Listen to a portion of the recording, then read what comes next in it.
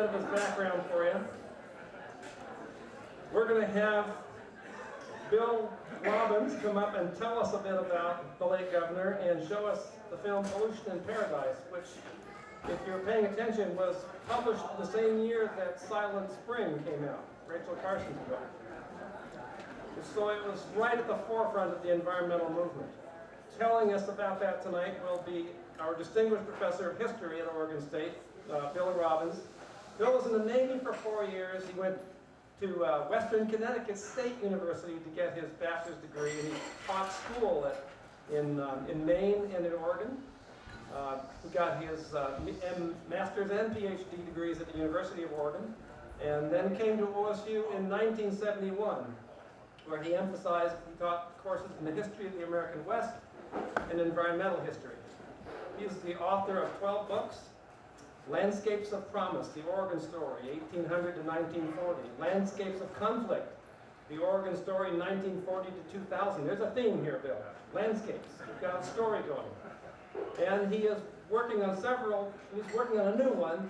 One that's due to come out shortly is the biography of Monroe Sweetland, whose own political experience led him to be the chief architect of the Federal Bilingual Education Act in 1968. And Bill is working on a new book on the sesquicentennial of Oregon State University that's due out early in the year of our sesquicentennial. Does anybody know when that is, when our sesquicentennial is coming down? It's going to happen 2018, so we'll be 150 years. I feel like it. Okay, Bill, it's yours.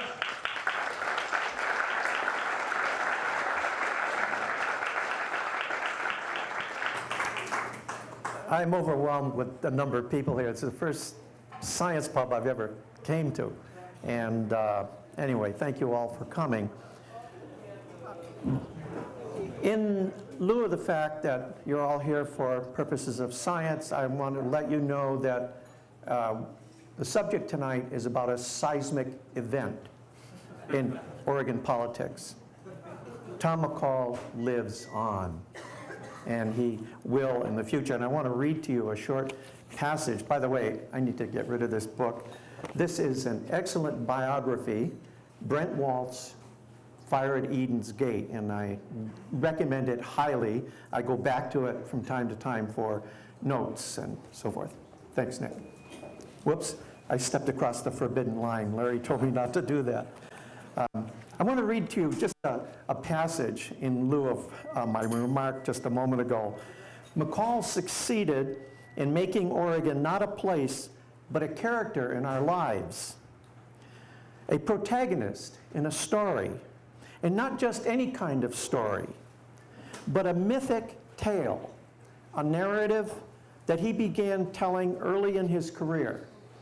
In his telling, Oregon is the hero of the story, a hero worthy of our love and of our concern as it faces threats and perils. This was a story he told over and over again, advancing it through years and knowing, like all great stories, it should not end. That's an article that appeared in the Oregon Historical Quarterly by the biographer Brent Waltz. I'm going to begin by, I don't know whether this is a correction or not to your quiz, but would you put on this next image, Larry? This, unbelievable, I typed in Dream World, which was the estate that Tom McCall was born in eastern Massachusetts, south of Boston, which made him a Red Sox fan, of course. And this image I found on eBay. It was one of the sites that came up when I typed Dream World in. And the sale item here are the gates to Dream World, where Tom McCall was born, in Scituate, Massachusetts. Now what I did, I went on the web and I typed in Egypt, Massachusetts. Nothing. And I went on a map and looked up for places for Egypt, Massachusetts in the area around Scituate and so forth. Nothing, except Egypt Beach, And then I checked the Oregon State Archives, and they list Tom McCall's birthplace as Egypt, Massachusetts. And it's my guess, my supposition, that he probably was born near Egypt Beach. And in the family mythology and so forth, Egypt became his place of birth. And I checked my cell phone on the way down. You know, you can find the weather in any place. I typed in Egypt, Massachusetts. What came up was Scituate, Massachusetts, in the temperature. So, interesting stuff. Well, I'm going to just go through here quickly because we've got a 48-minute documentary, which is, I think, will impress all of you. But certainly Tom McCall, more than any other political figure in Oregon since the Second World War, and I would say since the turn of the century, forged a unique and modern identity for Oregon. That's the statement that I read to you from Brent Walt's biography. Now, he met along the way important people very early in his life. When he was going to the University of Oregon in the mid-1930s, he met Richard Neuberger, who was to go on and become a senator from Oregon, a famed journalist who was renowned nationally as a journalist before he became Senator of Oregon in 1954, dying at a very early age, a young age, in 1960. He also met Dean Wayne Morse, who went on to become, of course, a longtime senator from Oregon. From the University of Oregon years, McCall graduated as a journalist, and he entered print journalism first in Idaho, and then he was fired, and he summarily went off westward to Portland, Oregon, and he was hired at the Portland Oregonian at something like 3 times the salary he was being paid in Idaho.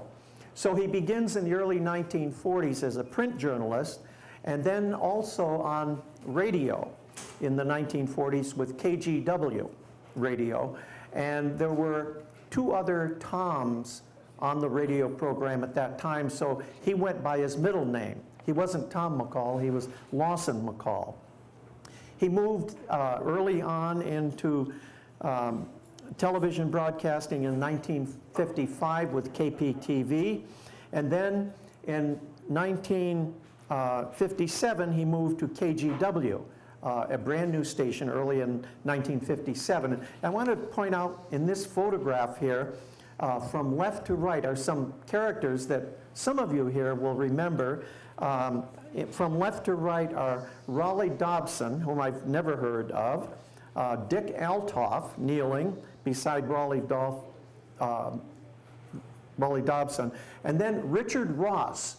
And you'll see him, he's the narrator of the first part of the introduction to the documentary tonight.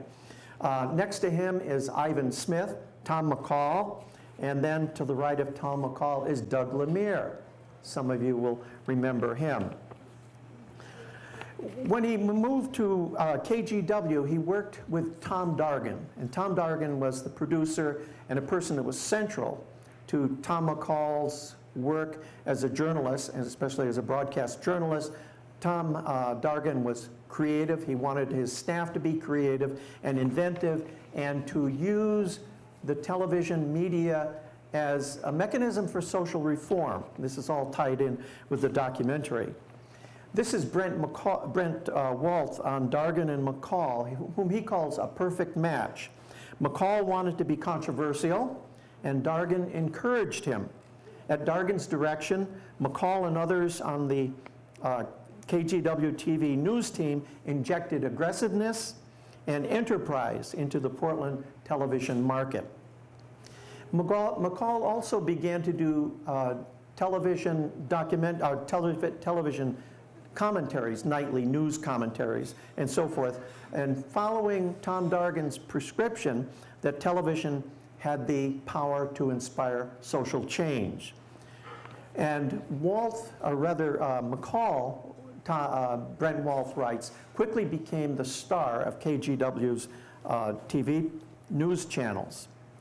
And Tom McCall, I didn't know this until I reread Brent Waltz's biography, did actually a documentary before he did Pollution in Paradise. And this was a documentary that followed the termination of the Klamath tribes in the mid-1950s. And what happened with the termination of Indian tribes, especially if they had reservation land, was turning it on the market and open to the highest bidder and so forth and so on. And so McCall did a documentary called Crisis in the Klamath Basin. He argued in the documentary that whatever happened to the Klamath timberlands, which were incredibly valuable, should balance government, jobs with government, and should not be put on the free market. In other words, with timber companies buying up the land. And I would point out that Crisis in the Klamath Basin also won Tom McCall his first environmental award. And then McCall, of course, began paying attention to the polluted Willamette River. And I wanted, this goes back a few years, if you could show the next slide. This is Mayor Joe Carson in 1938. In 1937, the Oregon legislature defeated a bill to do something about pollution in the Willamette River. In other words, installing primary and tertiary treatment plants in urban areas and so forth. And so by a citizens' initiative in 1938, it wasn't led by Joe Carson. He happened to be mayor of Portland and wanted a stage. But it passed by about 3 votes to 1 statewide. And that initiative of 1938 created the State Sanitary Authority, which is going to be central to the documentary we're going to see here in a moment. McCall, at Tom Dargan's encouragement, began paying more attention then to the Willamette and to other communities with river systems and so forth that were dumping grounds for all kinds of effluent. This hour-long documentary, Brent Wolf writes, laid blame and named names, as you will see shortly. The documentary was also incredibly expensive for KGW at that time. McCall spent a year putting it together, and the bill for the documentary came out somewhere in the neighborhood of $18,000. It sounds like peanuts today, but this is 1962. So you're going to see Richard Ross, you're going to hear Tom McCall. He has cameo appearances in a couple of them. But here's the point I want to emphasize. It's striking. And this has to do with the emergence of the modern environmental movement. 1962 was the publication of Rachel Carson's Silent Spring. In November of that year, Pollution in Paradise, there is much more than just about water pollution, appears on television. Stuart Udall, John Kennedy's Secretary of Interior, published The Quiet Crisis in 1963. Paul Ehrlich, The Population Bomb in 1968. The Santa Barbara oil spill, as some of you will remember, is 1969. The Cuyahoga River Fire, 1969. And the first Earth Day, 1970. So Tom McCall is on the scene very early.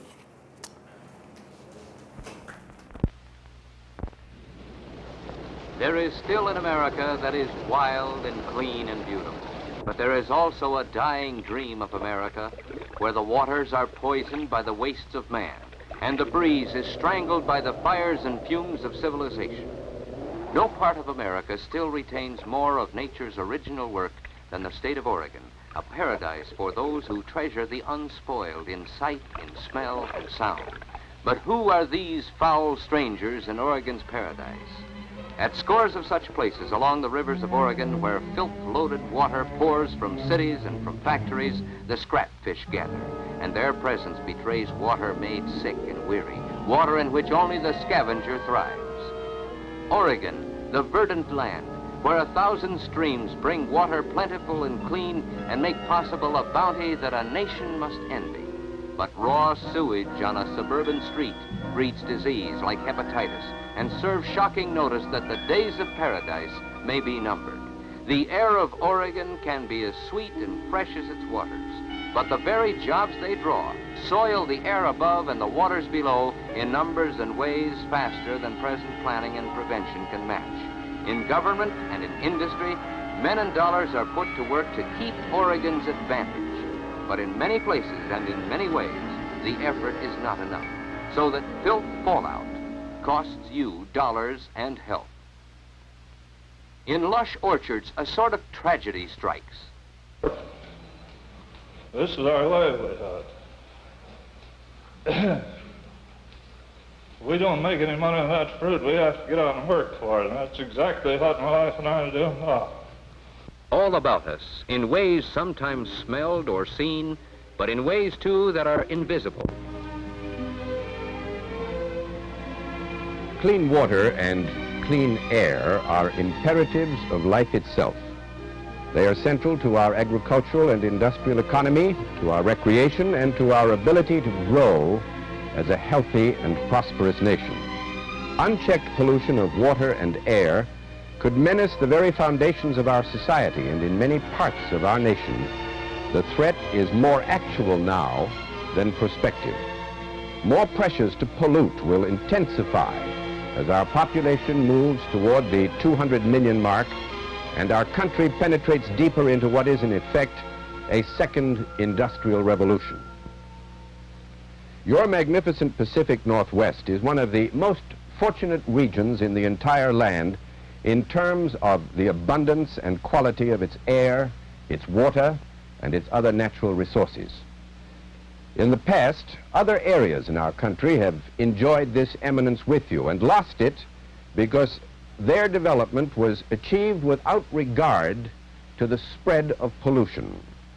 There are 47,000 miles of streams and 2,500 lakes in Oregon. We often hear it referred to as the air-conditioned state. Well, it is indeed a paradise, as I saw for myself when I attended the Isaac Walton League of America convention in Portland. Never, never take your abundance for granted. Remember, where there is only so much water, the supply is never changing. Yet, in a few years, our freshwater needs will have doubled to the unbelievable figure of 600 billion gallons a day. A week's ration at that rate would be enough water to submerge the city of Portland to a depth of 437 feet. You in Oregon have a rich abundance of clean air and clean water. They were cleaner in the old days than they are now, and there are those who have described your Willamette as the dirtiest major river in the Pacific Northwest. Oregon and the nation stand at the threshold of a new stage of industrial and general expansion, and your state's sizable volume of tourism will increase now by leaps and bounds.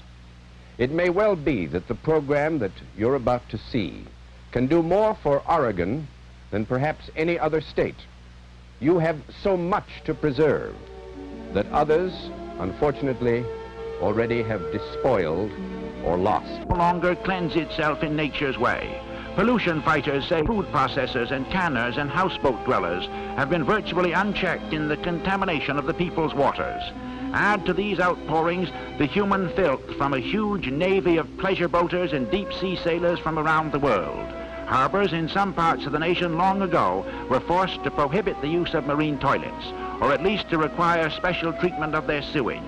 The Oregon Marine Board suspects dangerous pollution in some inland lakes from which people are taking their drinking water. The State Sanitary Authority, meanwhile, has ordered a special study of this new galloping menace to one of Oregon's leading recreational resources. The authority is looking ahead, perhaps 10 years, when Oregon's fleet of 50,000 pleasure boats is expected to multiply to 150,000. Seagoing ships make more than 1,600 calls every year at Portland's bustling Willamette River Harbor. Altogether, this great armada carries a total crew of some 60,000 men, enough to populate a medium-sized American city, and all using the river as an open sewer. Health experts say that water that is safe for water skiing and swimming cannot have more than 240 units of disease-bearing bacteria in samples taken for checking. But the average number of such bacteria discovered in the Willamette from Salem downstream to the mouth was not 240, but 4,300. And in and near Portland, the count was up to 70,000 bacteria per sample at some places. One result is that the State Sanitary Authority regards the entire Willamette River, that is all the way downstream from Salem, as too filthy for swimming. All but final research proof has been found to establish the link between inadequate sewage systems and water pollution and an incidence of that serious disease, hepatitis, more prevalent in Oregon than in a majority of the 50 states. Recently, state and Washington County health officials came up with disturbing findings in the Metzger Sanitary District south of Portland. 1 in every 5 homes in that district was discharging raw sewage in a manner that threatened an outbreak of polio, typhoid, and hepatitis. Improper practices in irrigating and farmland fertilizing and in logging, road building, and mining add so much more to the warming up and to the soiling of Oregon's rivers. Test nettings in the Willamette show that only carp and other warm water trash fish are able to survive.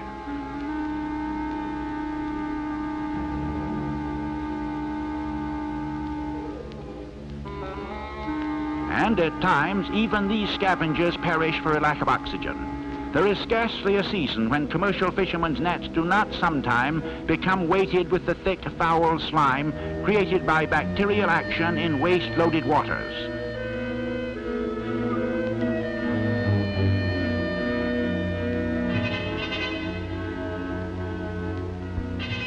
At the same time, there is the threat from above.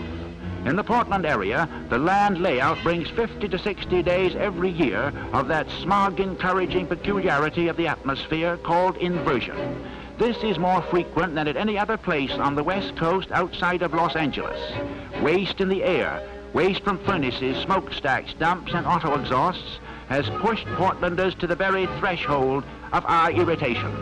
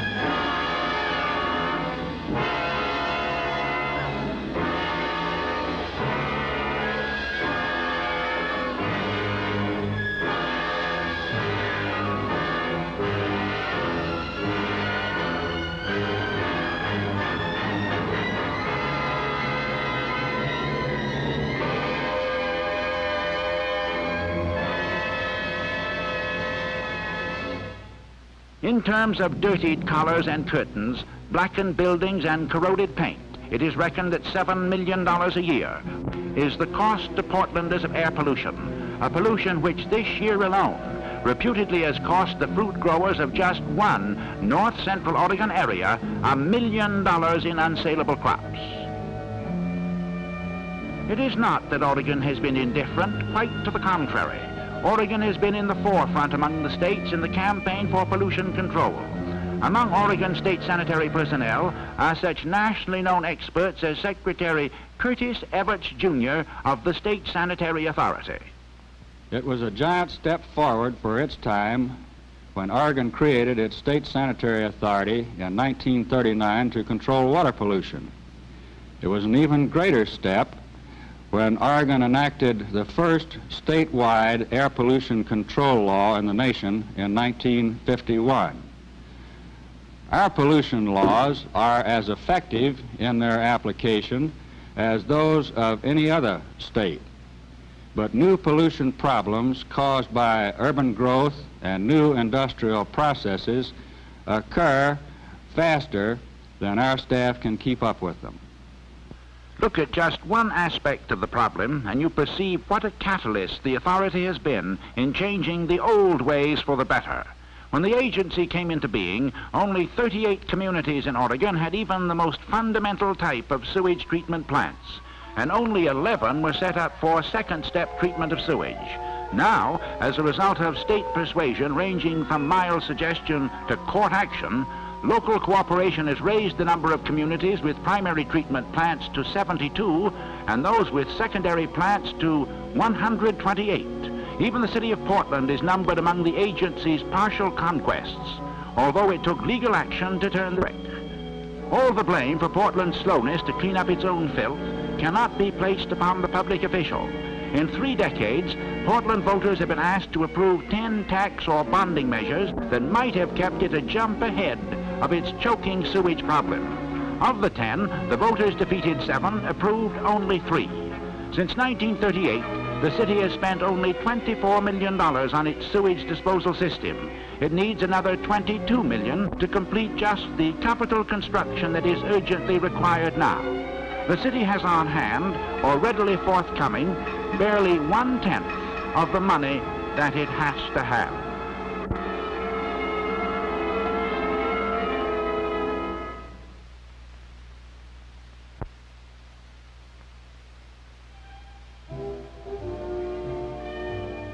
Evidences of the Oregon Sanitary Authority's influence in the pollution battle are to be seen on every hand, at mill sites as well as in municipal improvements. But is this to say that Oregon has repelled the invader, that there no longer exists the danger of pollution in paradise? No, when Governor Sprague handed me the job, I thought it would be maybe a year or 2 or 3. But I find now it's going to be a never-ending job due to its very nature.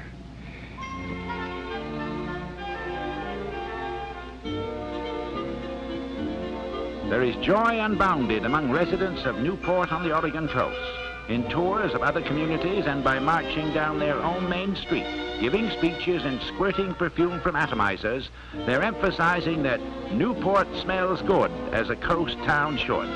But like so many efforts to curb stubborn pollution, it was an uphill bootstraps battle, trying to tame the odoriferous wastes from the Georgia-Pacific craft mill at Toledo, 8 miles to the east.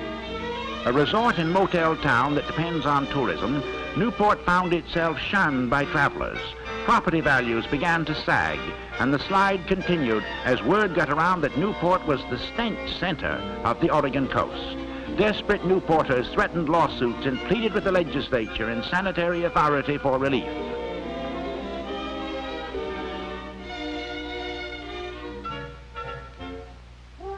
While these pressures encouraged Georgia-Pacific to intensify its efforts to clean up, the waste liquor from the big Toledo mill proved a stubborn enemy. Some of the company's attempts to subdue its rotten egg odor ended in abject failure, but prodded on by the state, Georgia-Pacific spent $2.5 million in 5 years installing equipment to cool, aerate, and even chlorinate the hot liquor before sending it down an 8-mile pipeline to the bright blue waters of the Pacific. Not until this summer, at long last, did the Sanitary Authority cautiously agree that Georgia-Pacific had largely freed the Newport sea breeze of its stinking cargo.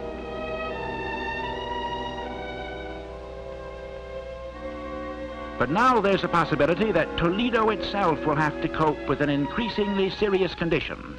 Aeration, which is simply the mixing of oxygen with the mill's waste liquor, seems to have intensified air pollution at Toledo. So Newport's gain in sweeter air may well be Toledo's loss. Some medical experts speculate that nose and throat trouble suffered by local teachers could be traced to the bad air in this long-suffering little town. One health official has described the situation in Toledo as a veritable time bomb. While Newport has assailed Georgia-Pacific for its air pollution, they themselves have neglected to provide a plant to keep their own raw sewage from the ocean. 2 wrongs don't make a right, but those involved in both these cases maintain high costs are a barrier to quick correction. This has been especially true of Georgia-Pacific's position. But on the other side of the coin, manager J.O. Juleson of Weyerhaeuser's paper mill at Springfield says money alone comes far from meeting the problem. We have not found the corrective measures we've taken here to be expensive. Of course, you realize the basic mill itself, the original mill, is a very expensive installation. But we have found that by the use of some good common horse sense and developing proper attitudes on the part of the people that work in the mill, that we've come up with these various suggestions which have been very effective and we feel have done a good job in protecting the air and the water around Springfield.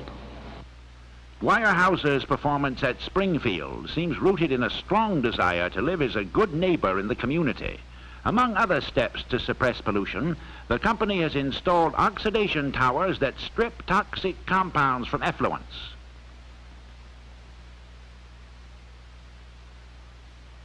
Doubled the capacity of its logging pond to hold waste during low-flow periods of the Mackenzie River.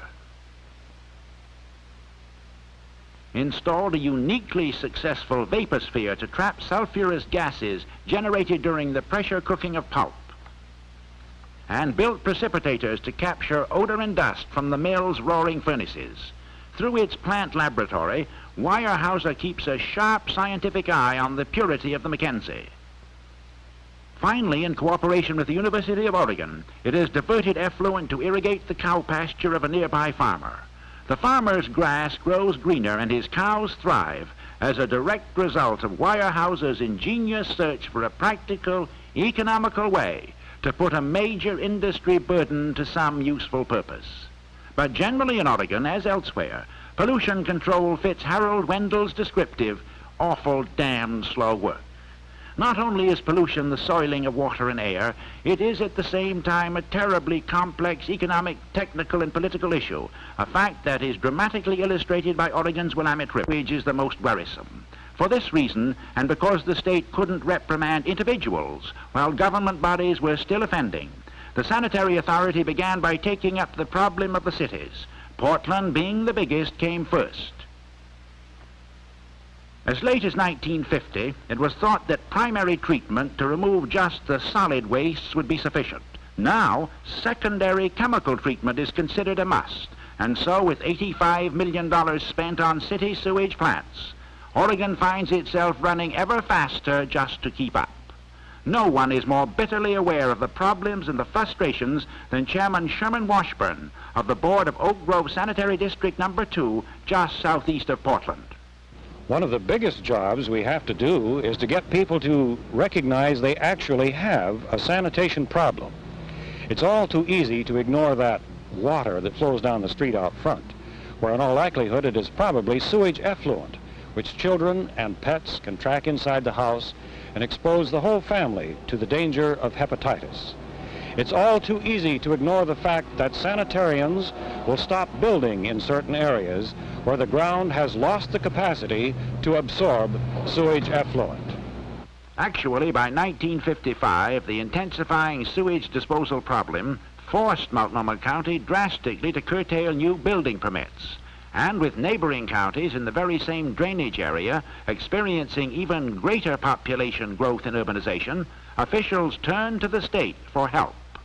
Multnomah County Commissioner M. James Gleason got from the Oregon legislature the go-ahead for a master plan for 3 counties, Multnomah, Clackamas, and Washington, which comprise the Portland metropolitan area.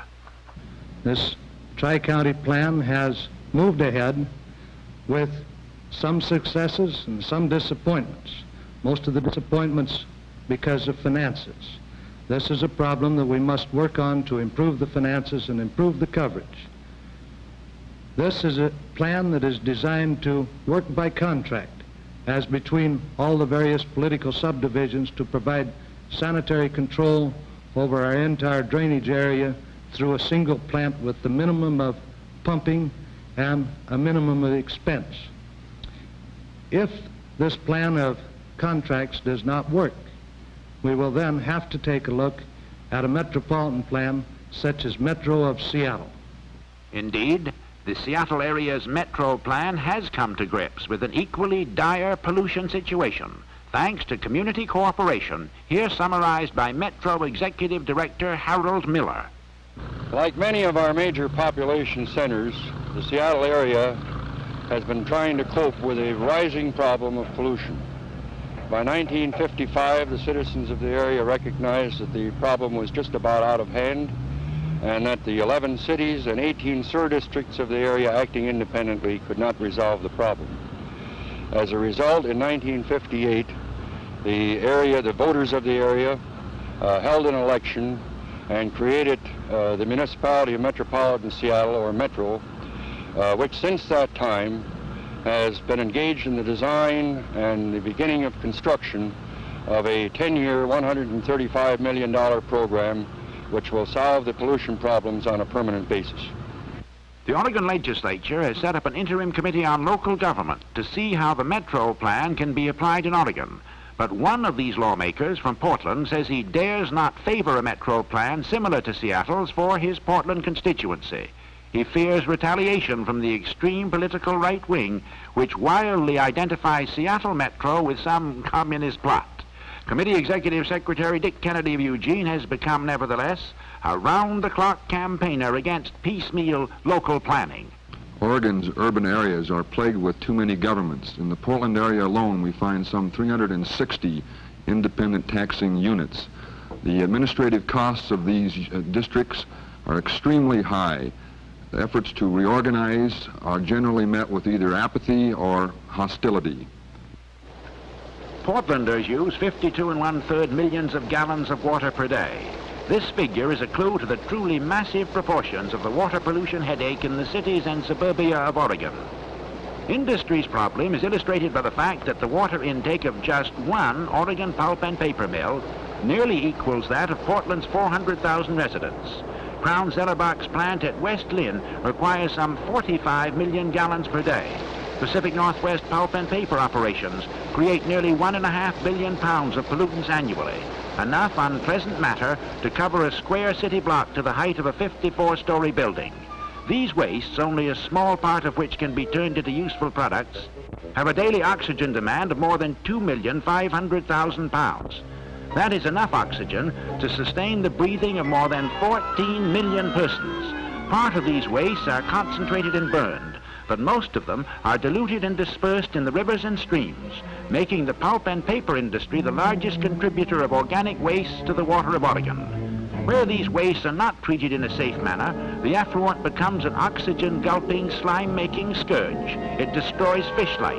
It fouls fishing gear and fishing boats. Sometimes it churns at river's bottom, forming into rafts that rise to the surface as sluggish, foul-smelling masses of filth. There is one truth in this pollution business. The untreated wastes have to go somewhere. If not in the water, then into the air. And so we're confronted with air pollution.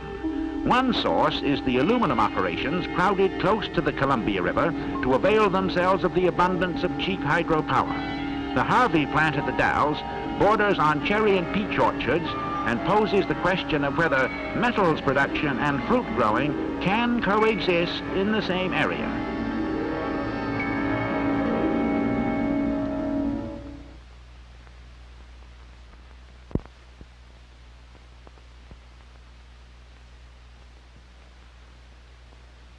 We are at the high school in the Dalles. This was last June at the 91st meeting of the State Sanitary Authority.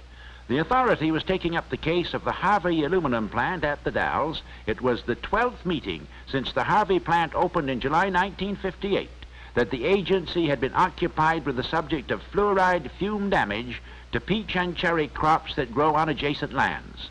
That same July, a press release from the Harvey headquarters in Torrance, California proclaimed proudly, "The reduction plant will be smokeless and fumeless." But now, at the hearing this June, it was the issue of fumes that still divided industrial worker and orchardist.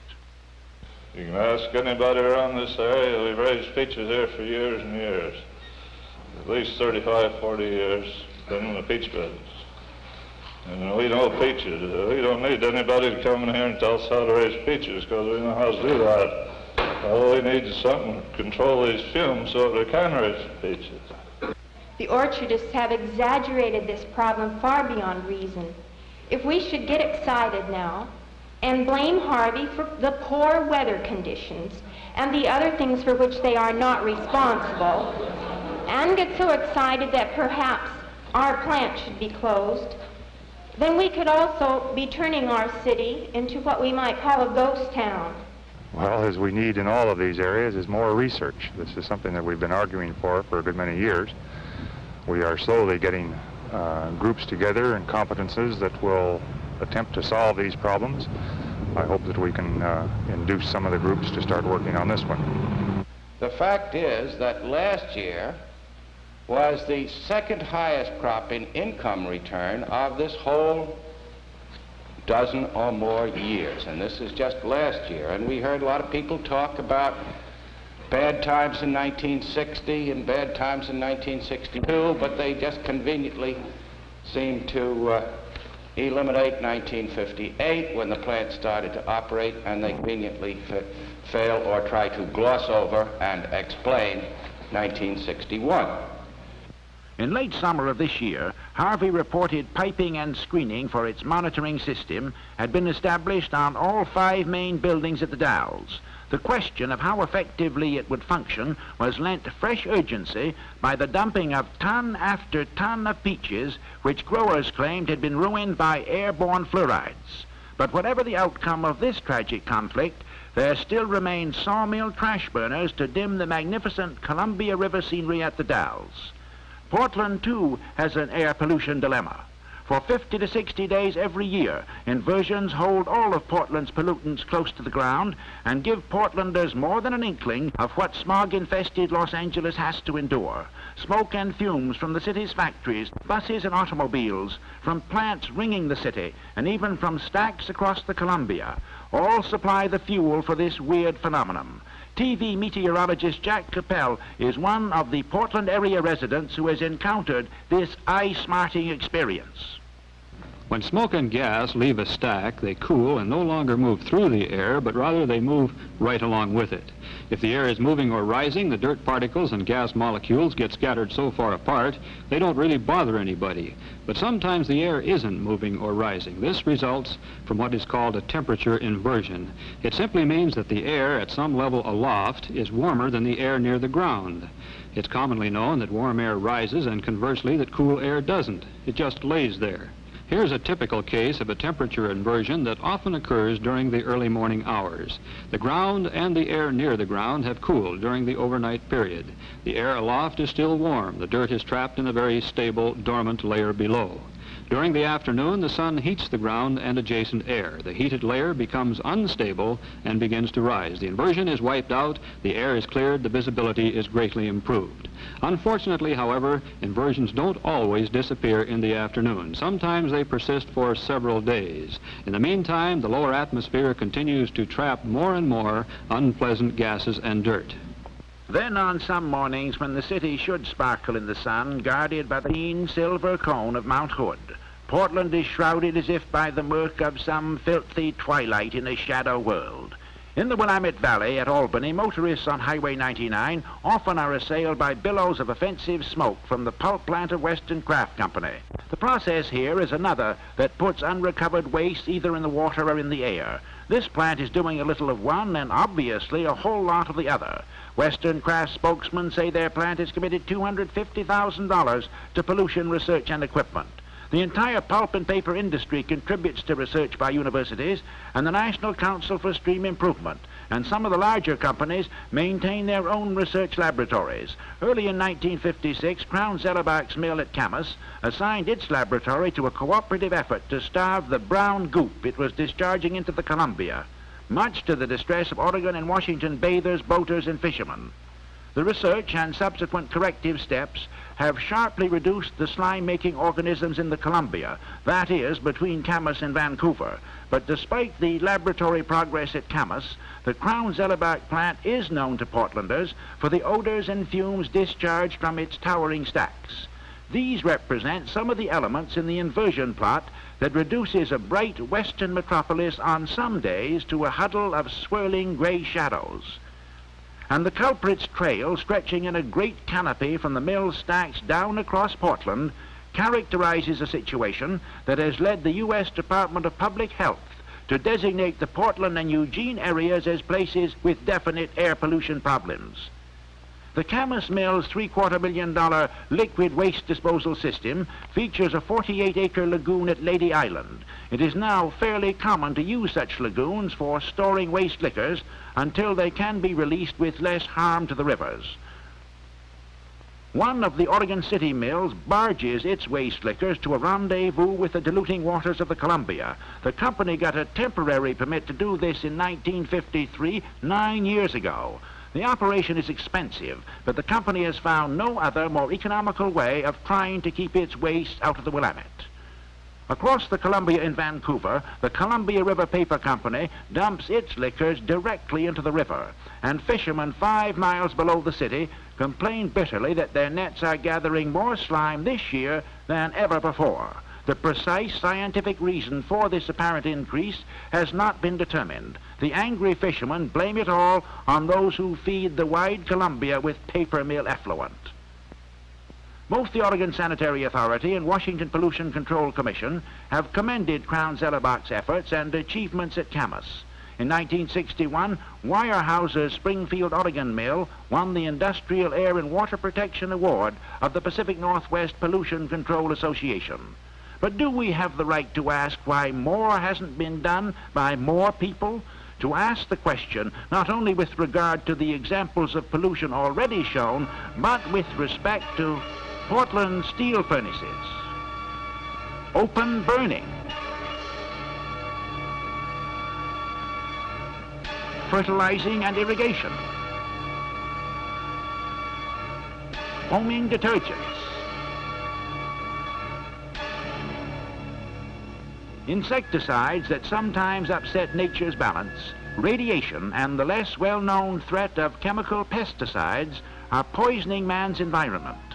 Many man-made chemicals, acting in much the same way as radiation, lie in the soil and enter into living organisms, or travel in subterranean waters and emerge to plague vegetation and livestock and trigger strange human maladies. Insecticides, indiscriminately applied, are massacring birds, mammals, fishes, and indeed every form of wildlife.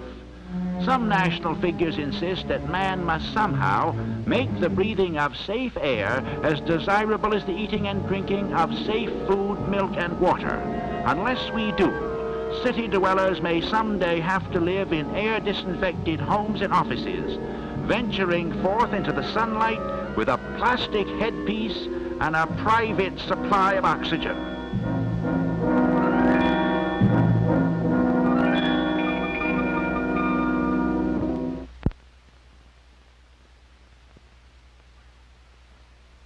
Who grants the privilege of polluting air and water? Executive Secretary Don Lane of the Oregon Water Resources Board often has pondered this question. No one has an inherent right to pollute. Meeting of the pollution challenges by industry is properly and justifiably a cost of doing business. A spokesman for the Northwest's pulp and paper industry, Vinton W. Bacon of Tacoma, is convinced that the lion and lamb can lie down together profitably and comfortably. It isn't a matter as to whether the lion and lamb can lie down together peacefully and profitably. In the Northwest, they are coexisting that way. For instance, waterways such as this one can be made to serve industry, communities, agriculture, recreation, and fish and aquatic life. But sometimes wastes do cause small inconveniences. For instance, an oil field has a peculiar odor, but that oil field means the livelihood of people living nearby. They have made the decision that they will take the slight inconvenience of an oil field odor in order to have a healthy economy. How do such veterans of pollution work as Assistant State Engineer Kenneth Spees feel about the inevitability of pollution? It is true that in the majority of cases at least, the step-by-step techniques for further abatement of pollution are known. They are economically feasible. And yet, as we've seen and heard and see and hear again, there are those industries in which people are led to believe a choice has to be made between jobs and pollution. That the economy of the Dells depends on harvest. Who brings home the bread and butter but those guys that are working out there? With a little cooperation between the fruit growers and Harveys, that there would be better feeling among all of us. No one in Oregon is more keenly aware of the state's imperative need for new payrolls than Gerald Frank, chairman of the Advisory Committee to the State Department of Planning and Development. One of the major advantages we have in selling the Industrial Development Program of the state of Oregon is good livability. People like to live and work in our state. During the decade of the 60s, 180,000 new jobs must be created in our state. This can be done, I'm sure, without opening up the floodgates of air and stream pollution. Do such pollution experts as Oregon Sanitary Authority Chairman Harold Wendell think this possible? In the 23 years of the work of the Sanitary Authority, there hasn't been one instance where a plant has been closed down or where a plant has refused to come into Oregon because of the laws of the state. You must remember there's always a conflict of interest. For example, in Newport, it's between the paper mill there and the motel operators. In the Dalles, it's between the fruit growers and the aluminum plant. And happily, both those are on the way to solution, and neither plant had to close down. But in a nation with a population verging on 200 million and a gross national product approximating $500 billion, we must expect that pressures on the cleanliness of Oregon's air and water will mount to unprecedented intensity. Our research and personnel geared to this tougher challenge, our industry and taxpayer prepared to shoulder heavier responsibility. Dr. Wilson W. Town of the U.S. Public Health Service takes off his views of where we're short. I agree with the State Sanitary Authority that all cities should install secondary treatment works, and all industries should provide adequate reduction of their waste. Another must is an adequate water quality monitoring system. Another, overall pollution control planning and programming so that future locations of industries and other waste sources will be given consideration. Still another is stepped up research on pollution control problems. Most of these imperatives imply more trained personnel. In research alone, more facilities and scientists to work with them would soon supply plenty of sound information on which to move ahead.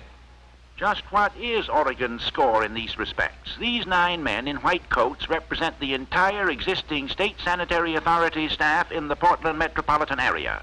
The others represent, with the 9, the total number needed to turn in a really effective job. Many, many more hands must be turned to research, to monitoring, and most of all to enforcement.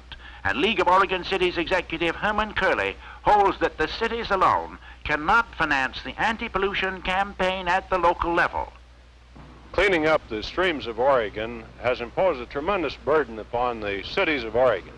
The state has not provided any financial assistance, but I think that it must help if we're going to complete the job on a reasonable schedule and then keep ahead of the problem. The Oregon Sanitary Authority in 1960 made only 440 tests of the amount of pollution in river water, not nearly enough by any standards, and a loss of funds has caused even this to be reduced by more than half. Stronger financial support is a must to supplant stop-and-go research at our universities with continuing programs, always seeking better means of water and air quality control. Often, relatively little money can do a lot if it's kept coming at regular intervals. Oregon State University engineering professor Charles Warren feels certain that much essential research could be financed on this basis. Research at this laboratory is directed toward increasing understanding of how man may utilize his waters for agricultural, domestic, and industrial uses, and at the same time maintain important commercial and recreational fisheries. This is not a very large laboratory, and yet at the same time it represents a significant portion of the research of its kind going on in the country. What is necessary are more laboratories of this sort with a broad-based research program that will lead to the ultimate solution of some of these problems, making it possible for us to utilize our waters for their many productive purposes.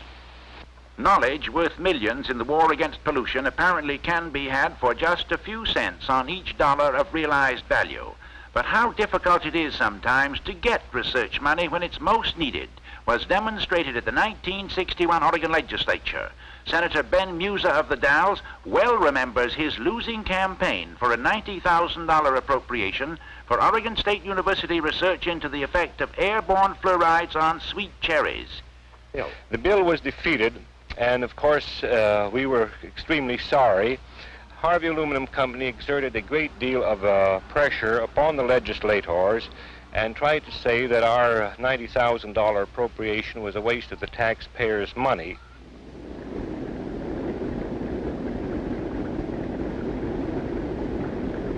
Even before the coming of man, there was pollution of our air and water. Some pollution is inescapable, especially in a society such as ours, whose commercial and domestic demands on water and air constantly accelerate. Thus, some water, for example, must be employed for diluting pollution. But how much and what priority should be given this use are central to a great debate on which the shape of this region and this nation's future could well hang. Vint Bacon's position typifies that of concerned industry. Waste dilution and dispersion is one of the legitimate and beneficial uses of waterways. In some areas, under some conditions, the most important use. Dilution may be the only solution in some of the heavily populated areas of the East and Middle West. We in the Northwest will be in the same predicament if we give a vested right to any person to pollute the waters of our state. We feel that our waters are too valuable to be used for pollution abatement, that they must be reserved and utilized for higher priority purposes. A debate in which every citizen has a stake. But what of Don Lane's contention that Oregon should never give polluters a vested right in our waters? Oregon Attorney General Robert Thornton shares the conviction that Oregon's pollution laws lack teeth. I think that it would be very possible to put a little more teeth into the enforcement side of this, particularly as it affects cities. Because in this way, you see, if a city doesn't vote for the bond issue necessary to put in the facilities for the treatment of sewage, then theoretically at least, there's nothing that you can do to actually compel it. I think there should be some procedure where the court, after deciding the merits of the issue, could give a mandatory order to the city or the industrial facility to compel them to do this. And our final witness, Oregon's Governor Mark Hatfield, believes that this line against pollution must not only be held, but indeed must be pushed forward. Water is our most important natural resource. I don't believe that any user of water has a right to pollute it. In fact, every user ought to return the water as free from waste materials as possible. We have laws in this state to protect the public's health and economy in the matter of anti-pollution. But these laws must have the full support of the citizens of this state. The last session of the Oregon legislature strengthened these laws against some opposition to weaken them. But we now have strong anti-pollution laws to help protect our water rights and our water users. I invite all who are interested in maintaining playgrounds and payrolls in this state, with our most important asset, our water, to join in the enforcement of anti-pollution. And thus we can keep the Oregon way of life. So all the king's horses, all the king's men, the king himself are united. The power of the state is consolidated, or so it would appear. Yet pollution still marches in paradise.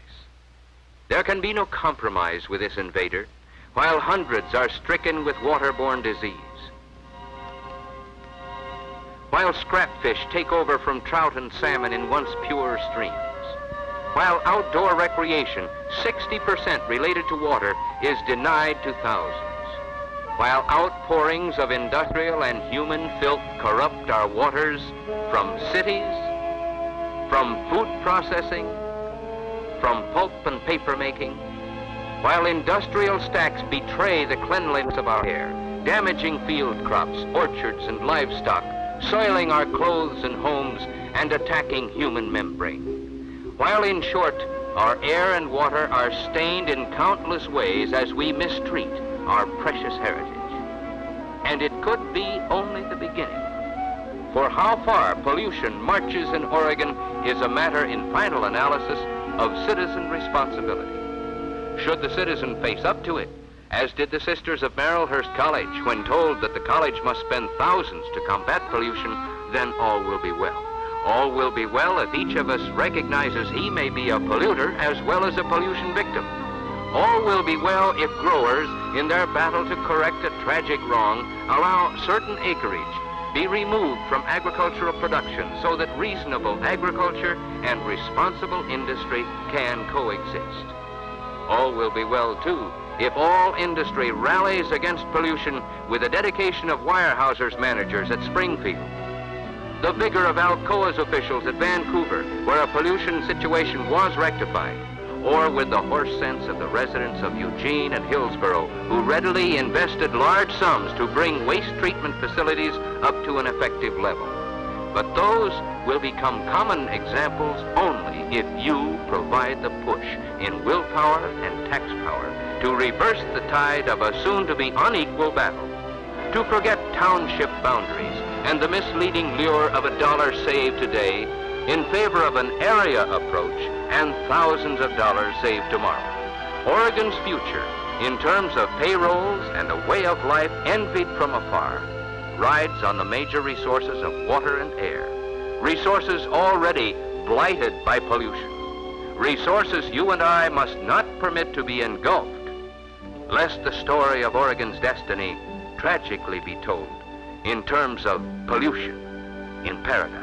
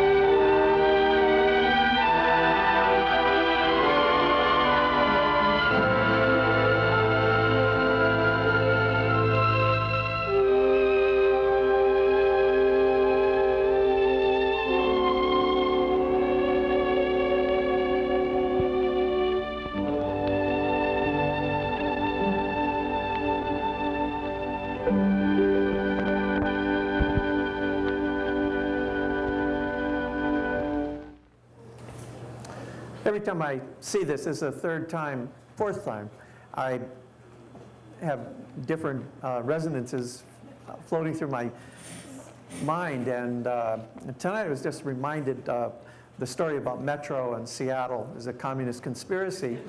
And the irony, of course, that Oregon is the only state in the United States with a metropolitan district. Seattle does not have a metropolitan district. Metro in Seattle was defeated. I want to say a word about Tom McCall's upbringing. You'll notice he has an interesting accent, interesting delivery. He spent the first 9 years of his life in Scituate, Massachusetts, or at Dream World, and where his parents lived with his grandfather, and then moved to Portland and eventually outside of Prineville at another palatial mansion called Western World. And so his accent, as Brent Waltz says, was kind of a mixture of Harvard barnyard bringing up and so forth, eventuated in that sense. One of the key points, and then I want to hear what you have to say, the emphasis on livability pervades McCall's work and both his work as a governor as well. And you'll notice when they showed the sprayer going through orchards and so forth, there was a message of holistic emphasis upon what pollutants do to the world around us. And I think that's something that was pretty important.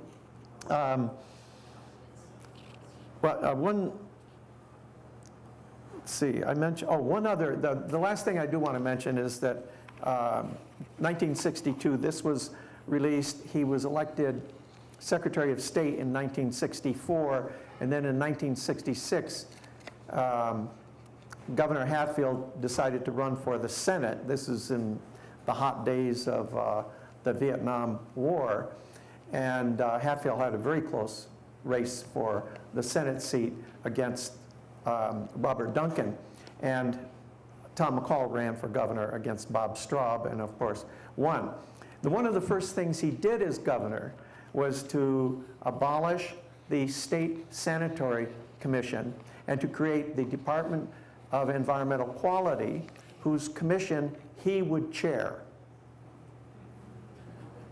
And that point created a great deal of jealousy among a lot of the old guard who were with the State Sanitary Authority, who thought themselves out there fighting the good fight for all of these years. And I know that one of the people who spoke on the screen authored an article that was published in the Oregon Historical Quarterly probably about 10 years ago. And I was one of the readers, anonymous reader for the article.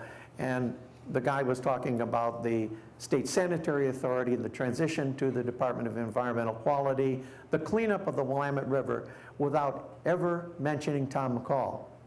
And the manuscript went back to the guy 2 or 3 times until grudgingly, you know, he mentioned, I think, pollution in paradise. And, but that was kind of a personal insight that I had about the jealousy that can happen in situations like this. Well, you saw 48 minutes of a documentary, different kind of a documentary than you would see today. So it's your turn.